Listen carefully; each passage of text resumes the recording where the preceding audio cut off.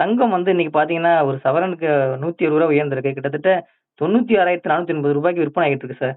இப்போ இது இது ஆமா. ஆ தற்போது பார்த்தீங்கன்னா, இப்போ அந்த வாரோட இதுவுமே குறைஞ்சிருக்கு. பேச்சுவார்த்தை நடத்தி வாருமே உலக அ, போருமே முடிவுக்கு வருது. இந்த நேரத்துல அ. 2026 தங்கத்தோட விலை இதற்கு பிறகு படிப்படியா குறையுமா சார்? நீங்க எப்படி சார் பார்க்குறீங்க அத?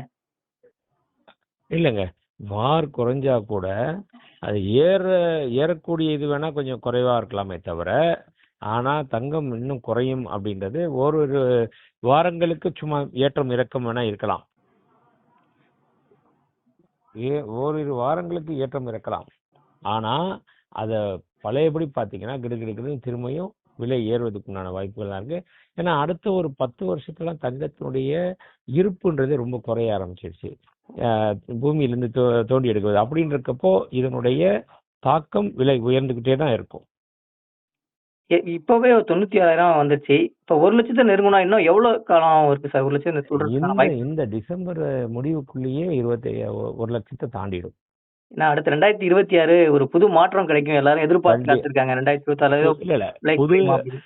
தங்கம் விலை புது மாற்றம்ன்றத விட, புதிய உச்சத்தை தொடும்.